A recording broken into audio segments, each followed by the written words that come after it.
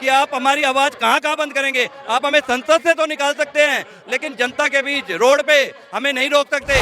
जब युवा वोट करेगा तो उसके लिए राम मंदिर से पहले जो मुद्दा होगा वो रोजगार का होगा, गृहिणियों का सबसे बड़ा मुद्दा होगा, महंगाई का मुद्दा होगा, किसान जो आत्महत्या करे उनके लिए सबसे बड़ा मुद्दा होगा कि उसके किसानों का मूल्य कौन देगा। गृहिणियां का जब सिलेंडर ही नहीं भराने के पैसे होंगे तो कैसे घर से बाहर निकलेगी और खुश होगी, और वो कैसे राम मंदिर जाएगी। और देश के सामने दो उदाहरण है कि हमें एक ऐसा अर्थशास्त्री चाहिए जिसने हमारे देश को 4 से 14 में देश को बुलंदियों पे पहुंचा दिया था। ये एक ऐसा प्रधानमंत्री चाहिए जिसने 14 से आज हमें देश के बिल्कुल रोड पे लाके, जहाँ रोजगार नहीं है, ना महंगाई की कोई बात करता है, ना भ्रष्टाचार की बात करता है। तो सड़क से संसद तक की लड़ाई कांग्रेस के कार्यकर्ता लड़ते हुए यहाँ पर दिखाई दे रहे हैं। जो तख्तियां कहीं ना कहीं सदन में उठाने पर पाबंदी लगाई गई है वो अब सड़क पे आपको नजर आ रही है। ये देखिए, संसद घेराव के नाम से और हिटलर जिंदा है के नाम से पोस्टर है, और मोदी और हिटलर का फोटो एक साथ लगाने का प्रयास। दूसरा पोस्टर आप ये देख सकते हैं, लोकतंत्र की हत्या कर रहा जुमलेंद्र।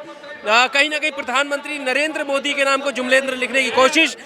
कभी संसद म्यूट, कभी संसद सस्पेंड, और जिस तरह से लगातार एक के बाद एक सांसद जो है वो सस्पेंड हो रहे हैं, उसी को दर्शाने का यहाँ पर प्रयास किया जा रहा है। एक और पोस्टर हम दिखाते हैं, इधर लाना। ये देखिए, महंगाई मैन से देश बचाओ, ये पोस्टर जो है यहाँ पर दिख रहे हैं। और इन पोस्टरों का मतलब आप समझ सकते हैं कि कांग्रेस अब सदन के बाद सड़क पर है, और सड़क पर उन पोस्टरों के साथ है जो पोस्टर कहीं ना कहीं बहुत कुछ बयान कर रहे हैं। तो जो सदन में कहीं ना कहीं पोस्टर और बैनर दिखाने पर रोक लगाई गई थी, अब वो सड़क पर दिख रहे हैं, और तमाम पोस्टरों के साथ सड़क पर कांग्रेस के नेता कार्यकर्ता सड़कों पर हैं और अपनी बात रख रहे हैं। क्या वजह है सदन का घेराव फिर से करने की जरूरत पड़ रही है? देखिए, हम सत्ताधारी पार्टी को ये दिखाना चाहते हैं कि आप हमारी आवाज़ कहाँ कहाँ बंद करेंगे। आप हमें संसद से तो निकाल सकते हैं, लेकिन जनता के बीच रोड पे हमें नहीं रोक सकते। जब हमें संसद से निकाल दिया गया है तो हमारे पास एक उपाय हुआ कि हम जनता के बीच जाएं और अपनी बात को बताएं कि हम जनता की लड़ाई लड़ रहे थे, हम उनके मुद्दे उठा रहे थे। और जब उनके मुद्दे उठाते हैं तो हमारे साथ ऐसा व्यवहार होता है कि उपराष्ट्रपति हमें संसद से बाहर कर दिया जाता है, और जो चापलूसी करते हैं उन्हें संसद में बैठाया जाता है। तो ये दोहरा मापदंड नहीं चलेगा। इसका भारतीय जनता पार्टी का जो दोहरा चाल चरित्र और चेहरा है ये बेनकाब हो चुका है। और आने वाले आप पर भी तो आरोप लग रहा है कि आप जो है लोकतंत्र का मजाक बना रहे हैं। सदन की सीढ़ियों पर बैठकर किस तरह जनता की आवाज उठाना ये लोकतंत्र का मजाक है, तो ये भारतीय जनता पार्टी को मजाक लगता होगा। लेकिन विपक्ष 2024 के आखिरी वक्त तक ये आवाज उठाता रहेगा, जब तक सत्ताधारी को जड़ से उखाड़ न फेंके, जब तक ये रुकने वाले नहीं है।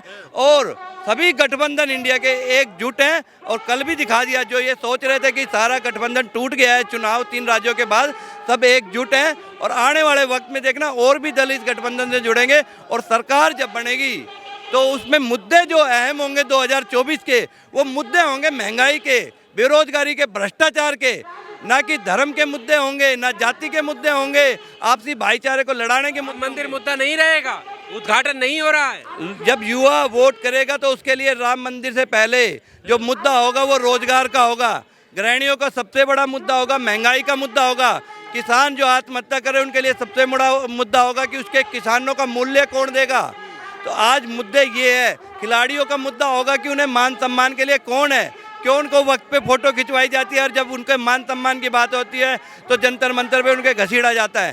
जो देश 5 साल तक जो चुप बैठा था, आज 24 में आवाज़ उठा रहा है और सत्ता के खिलाफ आवाज़ उठा रहा है। और देश, आप भीड़ देख सकते हैं, सारा एकजुट है, युवा, गृहिणियाँ सब एकजुट हैं। और 24 में बदलाव होगा और एक नई सरकार का गठन होगा, और जिसमें एक युवा प्रधानमंत्री होगा।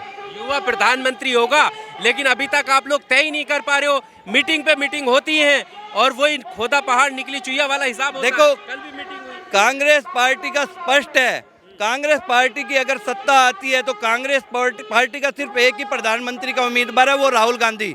अगर कांग्रेस पार्टी की 24 में सरकार आती है तो राहुल गांधी ही प्रधानमंत्री बनेंगे। अगर जनादेश में मतलब नहीं मिलता, सभी पार्टियों को मिलजुल के मिलता है, तो जो भी गठबंधन तय करेगा वो प्रधानमंत्री होगा। लेकिन अगर कांग्रेस पार्टी का कोई भी प्रधानमंत्री का उम्मीदवार है या कोई प्रधानमंत्री बनेगा, वो सिर्फ राहुल गांधी बनेगा, उसके अलावा कोई नहीं बनेगा। जिस तरह से आपने कहा कि इस बार के मुद्दे बेरोजगार होगा, और जो समस्याएं हैं युवाओं की वो होंगी, लेकिन दूसरी तरफ आपको पता ही है कि भारतीय जनता पार्टी किस तरह से हर्षोल्लास के साथ उद्घाटन राम मंदिर का करने जा रही है। आपको नहीं लगता कि वो मुद्दा ज़्यादा भारी रहेगा आपके इस बेरोजगारी के मुद्दे पर? देखिए, जब भी युवा घर से निकलता है तो उसको एक टीस रहती है रोजगार की, क्योंकि अगर उसको रोजगार मिलेगा, उसकी जेब में पैसे होंगे तो वो राम मंदिर में दान भी करके आएगा और उसके दर्शन भी करेगा। लेकिन जब उसकी जेब खाली रहेगी तो वो राम मंदिर पहुंच कैसे पाएगा?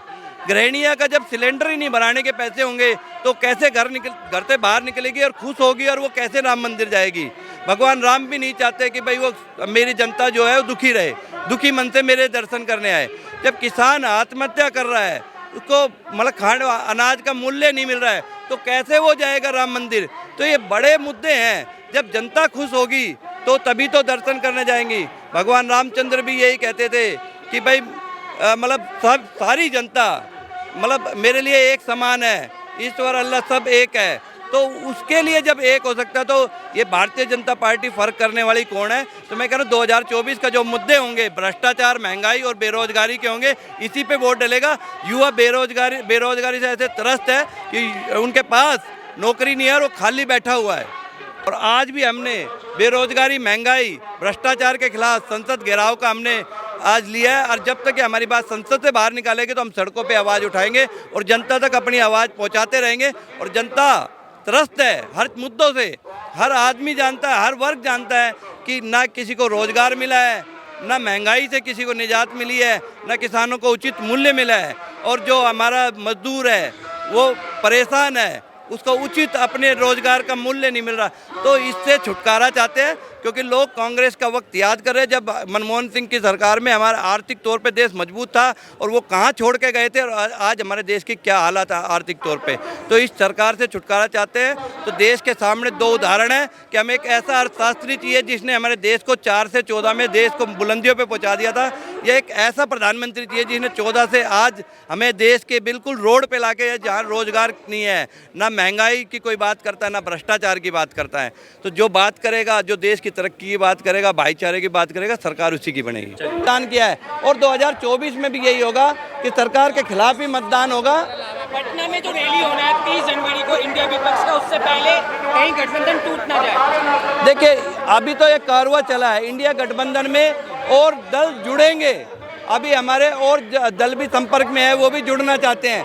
तो 2024 तक मायावती भी है, चौटाला भी है, और भी सारे साउथ में भी काफ़ी क्षेत्रीय दल हैं जो जुड़ना चाहते हैं। मैं कह रहा हूँ ये कारवा इतना बड़ा हो जाएगा। तो मैंने कर दिया ना, जब चुनाव 24 के आएंगे तो भारतीय जनता पार्टी अकेली खड़ी होगी, उसके साथ कोई दल खड़ा नहीं होगा। तो इसको साफ नजर आ रहा है सबको कि हर दल को नजर आ रहा है कि भारतीय जनता पार्टी के साथ खड़ा होना नुकसान का होता है, और तभी